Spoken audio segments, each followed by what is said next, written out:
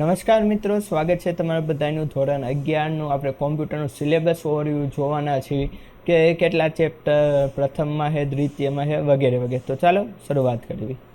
તો આપણે પહેલું જ છે ધોરણ 11, આ સામાન્ય પ્રવાહ વિજ્ઞાન પ્રવાહ બેયને લાગુ પડે છે. બરાબર, પ્રથમ સત્રમાં કેટલા પાઠ છે, દ્વિતીયમાં કેટલા અને વાર્ષિકમાં કેટલા, અને કયા પાઠમાં કેટલા માર્કનું પૂછવાનું તે પણ. તો સૌથી પહેલાં વાત કરીએ ને તો પ્રથમ સત્રમાં તમારે 5 પાઠ સુધીની તૈયારી કરવાની રહેશે. બરાબર, પ્રથમ સત્રમાં 5 જ પાઠ પૂછાશે.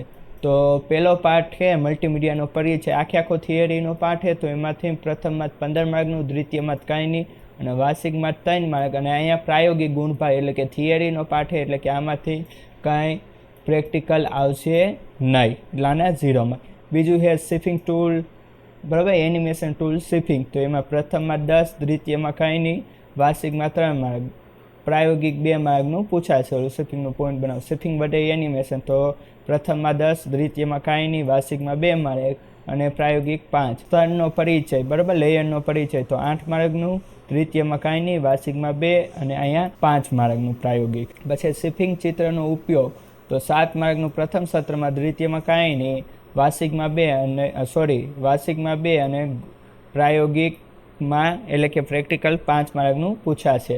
આ થઈ ગયું પ્રથમ સત્રનું. બરાબર, હવે દ્વિતીય વાત કરવી, ઉબુન્ટુ લિનક્સ કમાન્ડ. એની અંદર ખાલી માત્ર 3 પાર્ટ છે, 6, 7 અને 8. બરાબર, આ દ્વિતીય. તો ઉબુન્ટુ લિનક્સના મૂળભૂત કમાન્ડ, તો દ્વિતીયમાંથી 20, બરાબર, વાર્ષિકમાં 6 અને પ્રેક્ટિકલ 7. એવી રીતે વિમ એડિટ અને મૂળભૂત સ્ક્રિપ્ટિંગ એમાંથી 15 માર્કનું પૂછાશે દ્વિતીયમાં, આમાંથી 3 અને આમાંથી 5. બરાબર, આ 3 નકલને લાગુ પડે આર્ટ્સ, કોમર્સ, સાયન્સ. પછી એડવાન્સ સ્ક્રિપ્ટિંગ 15, 3 અને 5 પ્રેક્ટિકલ. હવે અહીંયા એ કોઈ નહીં, જો આના 50 થઈ ગયા, આના 50 થઈ ગયા. હવે વાર્ષિકનું 80 માર્કનું છે ડેટાબેઝ મેનેજમેન્ટ પરિચય. તો એ પણ 8 માર્કનું, ટેબલ સાથે કાર્ય 12, ક્વેરીનો ઉપયોગ કરી એ પણ 12, ફોર્મ અને અહેવાલ 8. અહીંયા પ્રેક્ટિકલ આપેલા છે, એ નથી કહેતો.